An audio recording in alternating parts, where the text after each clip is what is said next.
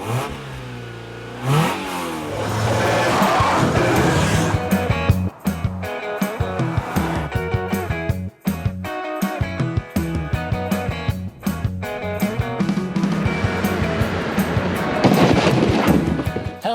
and welcome to Furious Driving, and this is my delightful, delicious, wonderful 1989 Eunos Roadster. Could be an MX5 if you're in the UK and Europe, it could be a Miata if you're in America, but no, this is a 1989 JDM, as in home domestic Japanese market model Eunos Roadster, a V Special no less. So it's got all the good fun bits, it's got the limited slip diff, it's got the leather, the aircon, strut brace, special mats, Nardi, wooden steering wheel and stuff. It's a cool car, really cool car. And summer, as you can tell, is finally here. It's nearly sports car top down time. However, there's a couple of minor issuelets, you might even call them, with this little Mazda, which mean it's not going to be driving. The MOT ran out back in December, just before Christmas, and I thought there's no point MOTing a little convertible sports car that loves to rust in the middle of December. Let's wait until springtime for that kind of goodness. And I did. Unfortunately, in the meantime, as you might have seen in the previous video, there was a little blister on the rear driver's side arch. And I thought, I'm going to prod that. And do you know the one thing you never do when you see a blister on the side of a car? You keep that little pointy finger well away from it. You take no prods.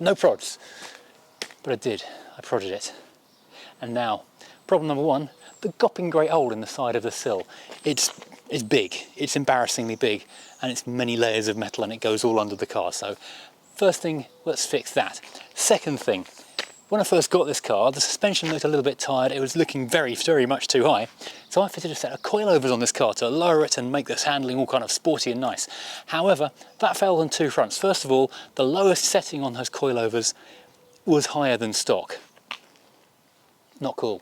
Secondly, the ride, it was good and it was firm and sporty, but it's always a little bit jittery, and I've never been able to make it go exactly as I wanted it to. So I've been shopping and I have purchased some eye-back lowering springs. I'm doing this old school, static, fixed suspension, standard shocks, lowering springs, bada bing, the way we used to do it and the way that used to work. Really good reviews, so hopefully it's going to be good. That's item number two. Item number three, the exhaust, which although it looks like it's a little bit bigger than standard, does sound a tiny bit farty and I think is a little bit rusty, and it's definitely going to want replacing at some point in the not too distant future, whatever happens. So item three, let's put a cool exhaust on this thing. So this thing's going to be sporty, summer, fun ready when the sun comes out. Right, to the welding. Oh, and item number four, the fourth elephant in the room, the state of this thing.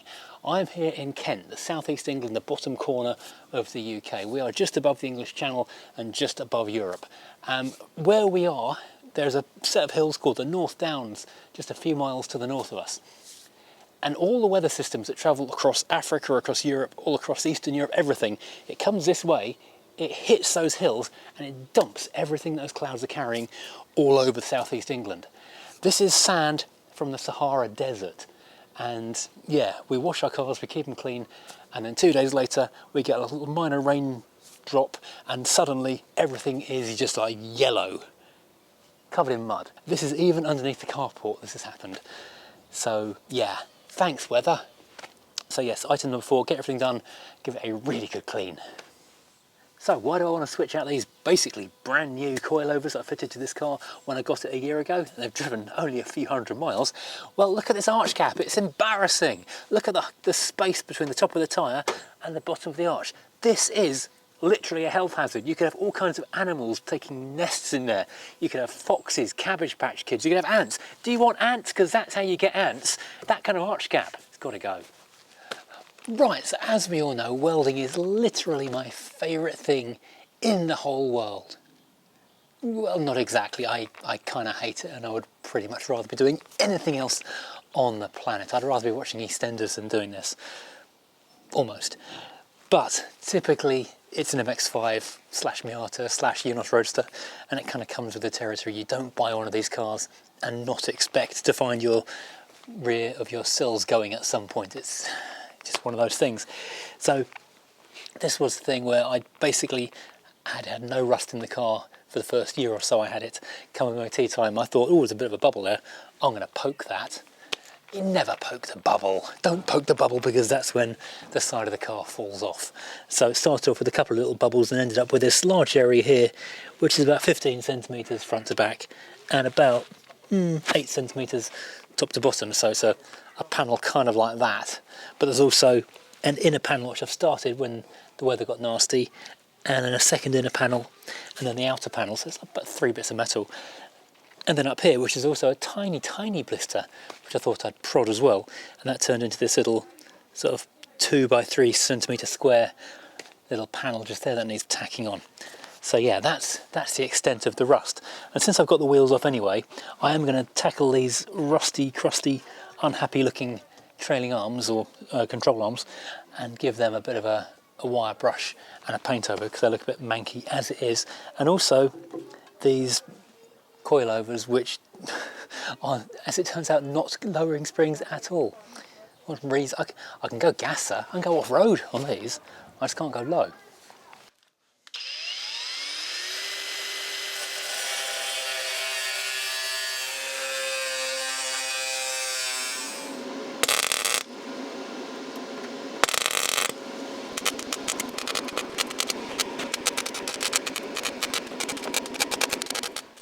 First bit done, and it's actually quite a tidy little weld, so I'm quite pleased with that. Just need to give a little kind of a flappy disc grind off to smooth it out, slicker paint, and you'll never know it was there. Then it's just a gaping horror underneath to deal with. Okay, so now I've put in the interim panel, which could do a little bit more grinding on the edges, but doesn't really matter, you're never going to see it. I've got the outline of the outer panel. That's quite a big bit of metal that's had to come out of there. So we'll tack that in, and hopefully it won't look too awful once it's gone back in there.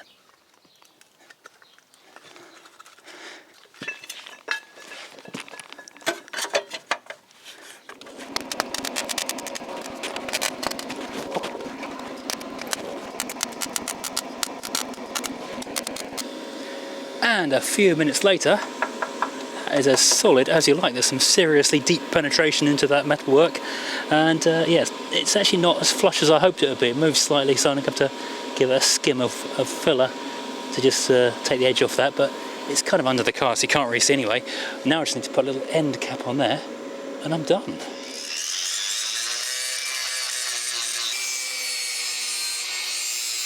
Well, I'm done for the night, and it's lucky I finished when I did, because I'm down to the absolute dregs of my welding gas and my cutting discs. Right, that's day one of the MX5 resurrection complete. The entire little corner area, all the many, many layers of it are all now bolted back together, or welded back together, panelled up on the outside, panelled up on the inside. The many layers are all good. Now covered in a little bit of the old Bulldog BDX red oxide anti-rust primer gubbins, so that's all good as well. So tomorrow, once this is dried off, I can give this a little skim of filler to disguise this whole thing, and you'll never know it was there. Probably, apart from, yeah, you will, but you won't. It'll be less obvious. Right, now we can move on to the fun stuff of making the lows happen, because this thing needs better lows. Oh, and filling that with the anti-rust stuff as well. That goes without saying, which is why I didn't say it. Well, what a difference a day makes. I mean, just look at this now. Yesterday, beautiful, still, warm air, blue sky, not a breath of wind. It was perfect, ideal for welding. So I'm so glad I got that done yesterday, because today would have been impossible in this horrible wet conditions. This is proper English summer now. It is soaking wet, it's freezing cold, there is wind gusting through, so it's perfect. Anyway, so I'm so glad, as I say, got the welding done, and that was all buttoned up and rust-proofed last night. I was able to work sort of well into the evening, and it was still delightful. Today, a different story entirely. Step 2, which is the main section we're going to right now, is I'm going to run over to the barn and go and grab the original shock absorbers that came off this car, which 2 of them are actually brand new when I bought them off the previous owner. Because I'm going to take off the coilovers, which I've never been truly happy with. I've adjusted them variously, and they're a little bit jittery compared to how an MX5 should ride. And that's the other thing, they're coilovers, but they've never lowered down as much as they should do, which is silly. So I'm going to get rid of them, put the factory shocks back on with the new, which are in the boot right now, set of eye-back lowering springs, which should take about 3 centimetres off the standard ride height, which is currently where the car is basically sitting at the moment. So yeah, this should look really nice, I hope. Right, so now we're going old school with a box of IBAC lowering springs, which do look really nice. We've got the, I think that's the back and that's the front. So hopefully these are going to look an awful lot lower than before. Well, they're about 30mm. And in here, we've got the original factory shocks with the factory springs that were on the car when I got it. Now hopefully this is all going to match up and work perfectly. And isn't it lucky I throw nothing away? Right, okay, having unboxed and unbagged these things, turns out only one of them was new. I thought two of them were new. Doesn't matter though. So what I'm going to do is strip these things apart one at a time, replace the springs obviously, and then put them back together and whack them into the car. Now we're going to use spring compressors, obviously, and a lot of hope and worry. These things do scare me. These things will fire through a brick wall if you're not careful. So we're going to use extreme caution for these things and really, really hope we don't, you know, kill or maim any children in the process of doing this. And by children I mean me. Impact a go-go. Do it the right way. That is now to the point where that is kind of slack on there, so I can get my 17mm socket, which is an impact of course. Wind that off there, and then the whole thing kind of lifts apart. Well, now the slightly worrying part where we gently wind this loose again.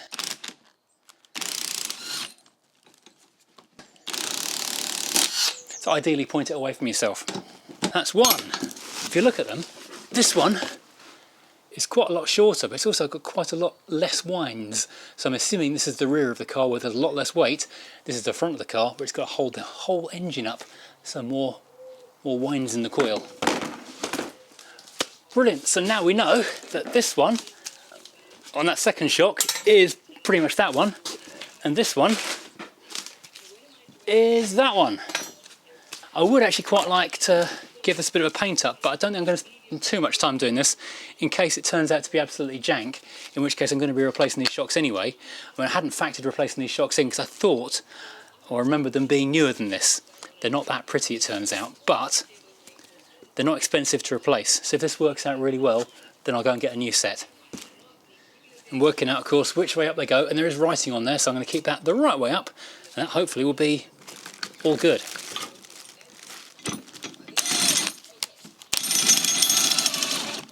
Still the right way up? Yes! Let's just hope we've got enough movement in this thing to squish it down enough to get it on there. Let's get this thing. Now we can slacken this thing off, and then we've got our first lowered corner.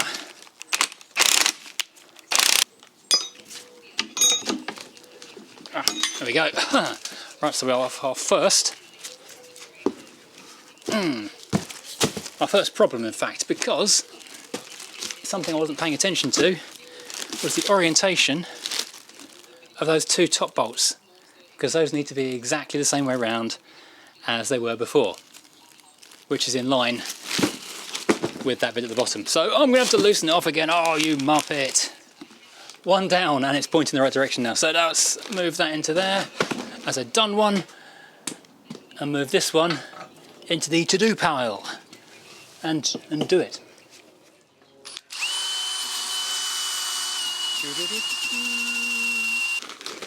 So we'll give this a quick dash of Lidl's finest, because I happened to go in there to look in the middle of Lidl, was it Idle or Aldi, I forget which, and get some water for my kettle in the barn. It's like 39p a bottle. And this stuff was like £3 something for a can, which is pretty good for, I don't think it's frost-proof or anything, it's just shiny black. And that needs lots of suspension blacking, so I figured, what the hey.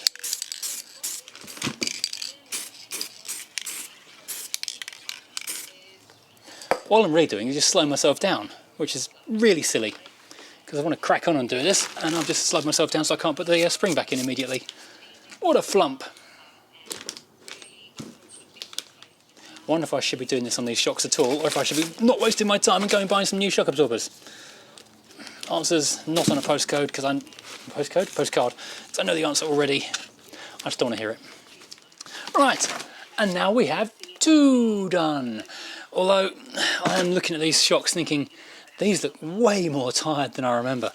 But I don't want to go and buy new shocks at the moment. What I want to do is just pop these on the car with these new springs on, and then see how they look. Because if they look perfect, I'll go and buy a new set of shocks. If I'm looking at them and go, still too high or not right, then obviously I'm not going to waste the money on the shocks. They're not expensive. I think the receipt for this one was like 35 quid or something, so it's not going to break the bank.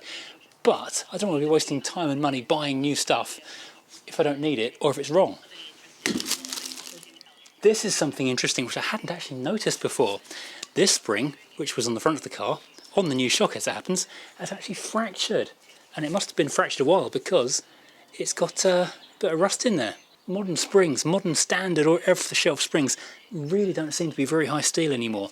You know, I've got a broken spring on the Alpha 159, which I need to go and change as well.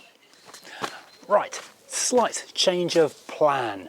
Okay, so first of all, I did skim a bit of filler over my repair on the sill because it is quite visible and you could sort of see the seam where I'd done the welding. It was pretty good weld, to be fair. Not just by my standards at all. Now this filler work is not brilliant. There's 2 ways you can look at that. First of all, I'm so good at welding, I do so little filler work, I'm really out of practice at it, or I'm bad at that as well. So yeah, you can take it whichever way you like. I did pop out the large plastic inner arch liner thingy, because I'm next stage, before I do anything else, as I'm going to get the wire wheel grinder, whizzy wheel of death, onto these lower arms and up into here, and make sure everything else is clean and nice and rust proof primer it, and then black it all, satin black it so it looks really nice. I want to get all into all of this, and when I was doing that I found another little hole on the back of the sill as well, only literally like 1.5 centimetres square, or triangular, but you know, I needed to plate that in as well, so the welder came back out again, the dreg in there got well and truly dregged up. That's well and truly done, and so yeah, that is now ready to quickly grind off and coat, and I can give this a sand over and give this a bit of an underseal and a paint and make it all look super lovely. But my morning task was, though, which I'm about to start, crack on with wire whizzy wheeling of death, these control arms, to make them all super lovely before I start attacking the suspension components. However, there's a delay on that. When I said yesterday I want to fit the new springs to the old shocks and see how the car rides before I spend any more money on it, as I went through that, I was looking at the shocks thinking these shock bodies look really rusty and they got flaky paint, and one of them I could literally just push and pull the plunger rod thing in and out with like no effort whatsoever, and I thought, this is probably bad. I'm definitely going to be wasting my time in doing this twice. So yesterday afternoon I rung up JR Car Parts, my go-to for getting anything car bits related, and said, can you send me a new set of shocks all round, 4 brand new standard shocks that I'll fit with those new IBAC springs. I thought that was going to cost me next to nothing because the receipt with this car from the previous owner was at 35 quid. Turned out it's £66 per corner for the front and then £38 for the back. So this car's getting expensive. I thought these were going to be cheap motoring. So now, right, let's put this away and get on with the grindage. Right, so I popped out for a few minutes, came back, and the delivery people have been. And so first of all, I've got these new KYB gas shocks, which look significantly nicer. And yeah, don't just slide in and out with 0 resistance. So that's a really big upgrade in that respect. So I'll have to go and undo the work I did yesterday, take the new springs off the old shocks, put them on here. But hopefully it won't take too long to do that. And secondly, more stuff from MX5. I'm seriously paying for their Christmas party because we've got all the new coils, and now we've got the new stainless exhaust has just arrived from MX5 parts. I'll do a big unboxing on that in a minute. Meanwhile, I've done a big old sand and a little light skim of another bit more filler, so that'll be hidden and looking nice in a few minutes. Now I can work on taking these old coils overs off and giving this a good wire brush and paint. Right, it's flying along. Right, from memory, these are quite easy to get in and out. So you've got 3 main bolts. 3. Yeah, 17mm at the bottom going that way, a pair of 13s going vertically at the top inside the boot, and I think you have to undo the drop link just to give it a bit more, you know, float. Was it drop link or is it one of these top links? You have to undo something else, I remember that, but yeah. Right, let's undo some stuff. Because once those coilovers are out, I can paint this.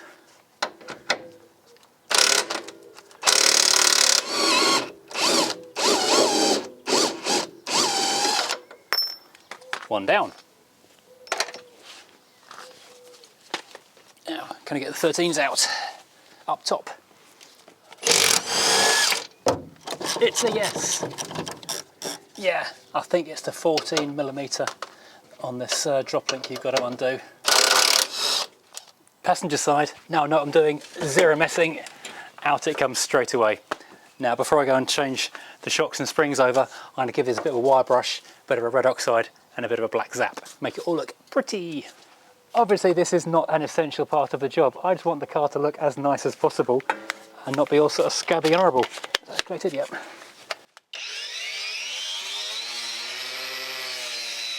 It's only a quick job, but honestly it just makes the whole thing look so much nicer when you just pop a wheel off and it's all shiny and black rather than rusty and crusty.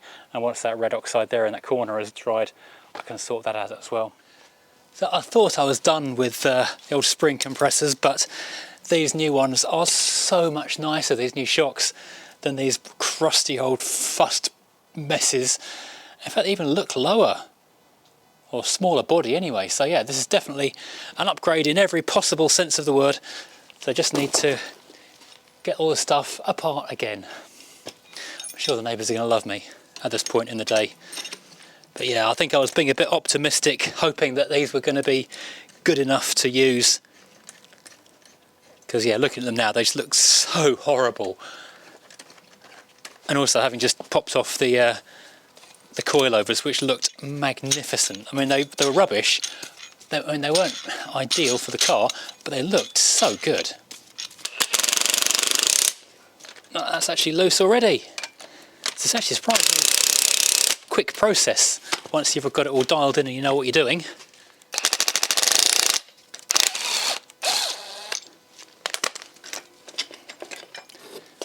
This can go into there like that. Super lovely. And we reuse the old top. There we go. Job done. One down. Just need to do this 3 more times and we've got ourselves a nice set of new shock absorbers ready to rock and roll. Right, so now there we have 4 rather lovely brand new gas shock from KYB and IBAC lowering spring strut combinations, all ready to go flying into the car. So hopefully this will all just slide back together really, really simply. I was able to just pop that straight back up into the top of the car and put a couple of finger tight nuts on top and hold it in place. This can now go into there. Excellent. Get the big long heavy bolt. That goes in there. If it lines up, which it didn't then. If it lines up. Give me a second. There we go. We're 94% there. Socket, driver, hoo-ha dilly. Where's the hoo-ha dilly gone? Bigger hoo-ha dilly. Whoops, don't drop that. Right, shock absorber attached. Now we just need to make all the suspension-y stuff happen again. And here's where the heavy-duty boot jack from the Crown Vic can come into its own and be a bit useful. Why don't you get the centre of that more? Oh, bugger. Can I get this to stay in place and not fly off sideways again for long enough to... No, probably not. We're nearly there. I can't believe how... I shouldn't say it. I'm not going to say it, no. I can't believe how easy that was. I should never say that. We're about to have a disaster of some kind if I say anything as daft as that. Now I know all these need to be torqued up, but they are meant to be torqued up with the car on the ground. So I will have to wait until the wheels are on and put the thing onto ramps in order to do that. Oh, I found a difficult thing. Well done. So there we go. One corner completely done. Obviously I've got to torque it up when the wheel's back on, but there we go. One lowering IBAC spring, one brand new static shock. Hopefully this is going to ride perfectly and be about 30mm below standard ride height. If not, I'm going to be really miffed. A waste of time. Right, let's get the other one back on sharpish because Mrs F is on the way home.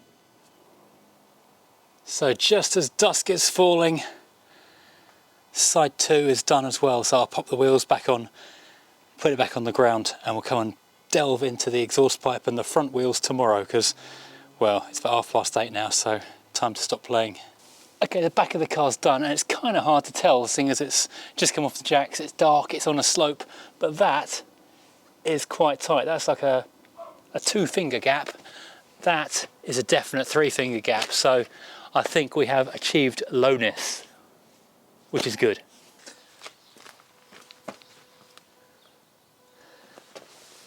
So why do I want to switch out these basically brand new coilovers that I fitted to this car when I got it a year ago? They've driven only a few hundred miles.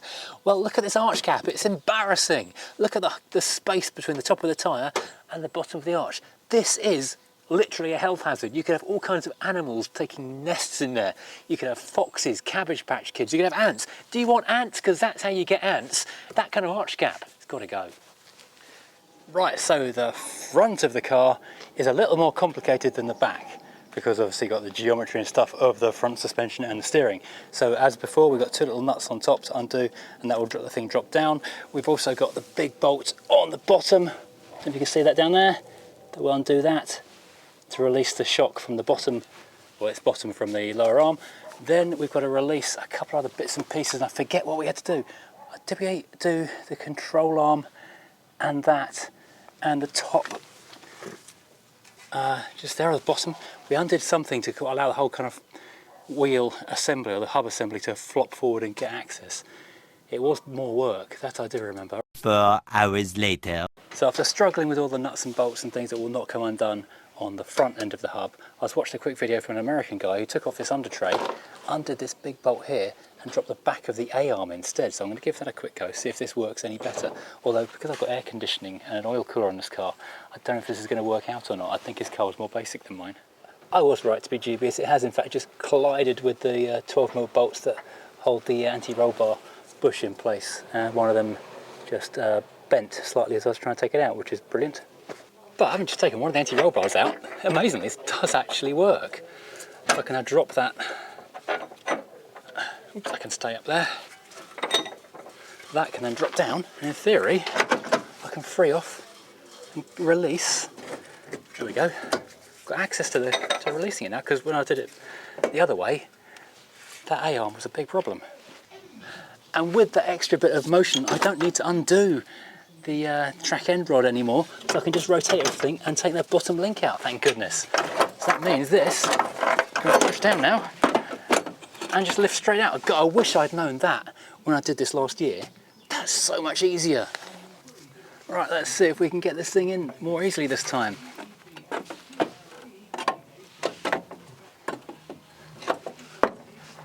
Hopefully, yeah, significantly more easy.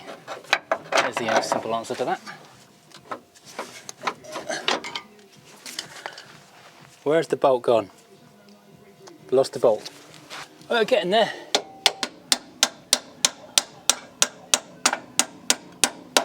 Alright, so now just try and get this big bolt. There we go, fed back through there.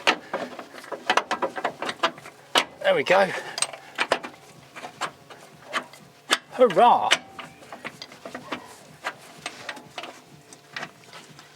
Do you know what? That was so much easier than the way I did it before. I've got to go move the dog again. Indy is barking at the neighbour's kids. It's the weekend, neighbour's kids are outside, so Indy is going to be barking at them. Sure as eggs is eggs.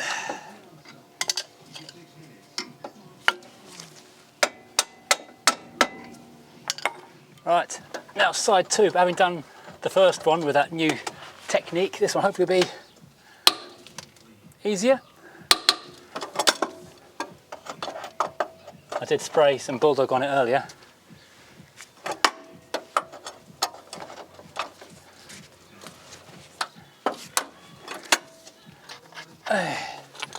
Finally done. Out! It's a big old thing. I wound up having to get all the extensions, all the 1/4 inch extensions were the ones that did the trick. Right, Now, how does this come? There we go. Easy. So much easier. Why didn't I do that last time? In it goes. Push that down a wee bit. Up through there. Bada bing, done. There we go. In it goes, back in again. Done. And I gave it a quick wire brush and a black satin squiz with the cheap Parkside black paint. At least it makes it look a little bit prettier. There we go. All done.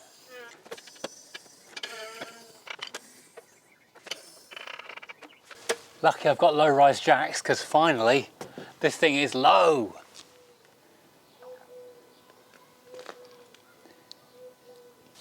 Right, so check that out. Now we've got sensible arch gap. That's a 2-finger arch gap at best, 1.5 fingers really. So no more Cabbage Patch Kids, no more foxes, no more ants getting underneath these arches. And this actually looks really good. Now I know some people have mentioned in previous videos about this car, these wheels could do with being a little bit more out, a bit more offset, and I should use some spacers to do that. Yeah, I do kind of agree. It would be nice to just fill the arches just a little bit more level. Unfortunately, I haven't got enough space or enough depth on the wheel studs, so I'd have to knock the hubs out, knock the studs out, put new studs in. Oh man, a lot of work. So we'll live with that for now. But that I'm happy with. Now, let's go and have a look at this box of goodies. Now this is an exciting little logo to see. And this is an exciting bunch of cool stuff to see. I mean, check out this, check out the size of that tailpipe compared to that one down there. That's going to be so much better. We've got, oh, it's virtually a straight through pipe that's going to run back the length of the car. That's going to be loud. That is going to be really loud. Oh, fun times. Right, that needs to go onto the car next. Right, cup of tea, then rusty exhaust leaves. Right, entering day 4, and I've got to say I am absolutely stoked with how this car looks. It's such a massive improvement. I was working up at Japfest at Silverstone a couple of weeks ago taking photos, and you know, there were 4,000 Japanese cars there, and about 1,000 of those at least were MX5s. And looking at all of the modified ones, all the different changes and things we've done, was really, really inspiring to make you want to do more stuff to the car. And just seeing mine lowered but not lowered was really aggravating. So this has been a real reward to me. I think it looks fantastic. Now the next thing, of course, is the exhaust. I'll show you in a second. The one underneath there, it's a bit flaky, but this looks so good. Look at that. That's an exhaust and a half. That bad boy is going to sound good. So I need to get the car up in the air and then get this fitted, which hopefully won't take too long. Incidentally, I did say at the beginning of this little segment, this is day 4 of doing this, and someone sort of mentioned in a comment on the previous video, why am I doing more just talking to the camera videos? And this is 4 days to do this, fitting this around the weather, around work, around family. It was a day of welding, it was a day on the backs, it was a day on the fronts. It was now going to be a day doing this. So it's 4 days plus I had to buy all this stuff. This isn't free from MX5 parts. This is expensive. That's why there are more talking videos as well as the reviews these days, because the real world hurts. Okay, here is the old system. This is the old back box. The old pipe going down to the centre silencer. Do you know what? I think the only thing I actually really needed to change was that centre silencer, which is the one thing I haven't actually got. But never mind, we'll crack on. So stage 1 is to quickly lube everything that might be undone. It includes, well, basically just 2 bolts and the hangers, so it will slide out the hangers more easily. Because really, this is just literally 2 bolts and the hangers, and then we are done. What an easy job, I hope. Never say that. Which way round do I think this goes? Alright, so let's see if we can undo this, and thank goodness for in-ear headphones blocking the noise. Am I going to need the heat thing again? So, not enormously surprisingly, we're having to go straight back in with the heat extraction tool because this isn't going to come out otherwise. It's only 2 bolts, but seriously. Well, that's suboptimal. It literally just sheared off, which is not ideal. Question is, of course, how farty does that exhaust sound with a broken stud? Let's find out.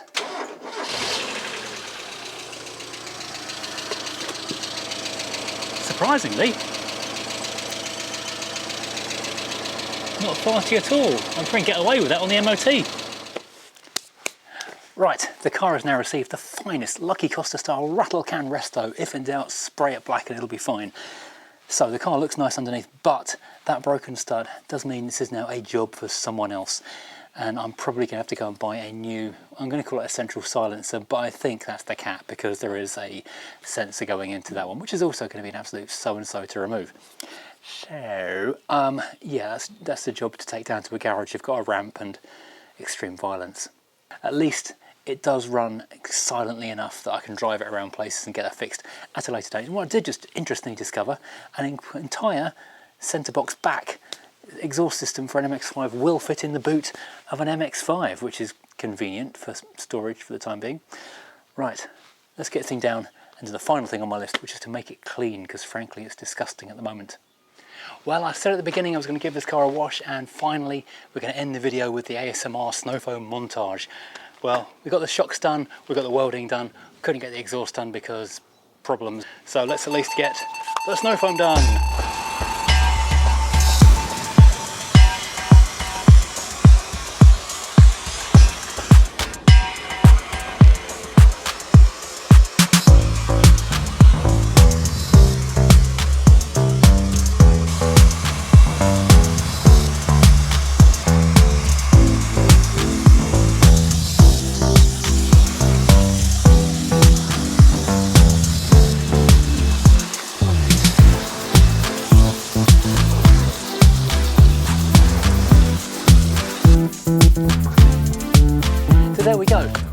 We've achieved 75% of our objectives for this video. We plan to do 4 things: weld it, lower it, exhaust it and wash it. And everything apart from the exhaust pipe is done, which is a major win, I'm going to call it, for this channel, because frankly that's a pretty big deal with not everything going completely wrong. Only one broken bolt that did completely scupper 25% of the video. The car looks amazing. It's no longer got a gaping hole in the sill. The ride height is exactly where I want it to be. It's clean, and I need to go and buy a catalytic converter, which is good news. Please tell your friends about this video so it earns enough money for me to afford a catalytic converter for this car. Thank you. In the future for this car, well, obviously we're going to take it to the garage and get that exhaust sorted out. Got to get an MOT before I can drive it on the road again. That's frustrating. It's definitely going to need paint because this whole corner needs painting at some point. And then I don't know what else. I need to road trip it. That's what I need to do.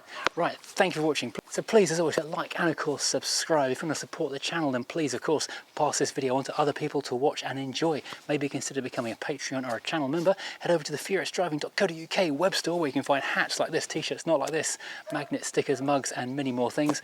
And of course, there's coffee and buy me a coffee if you just want to say, well done, thanks for trying. And yeah, try and support the channel in that manner. Anyway, we're back very soon with more stuff on other cars. There's a big red one waiting to have some work done to it. So join me again very soon indeed. Thanks for watching. Goodbye.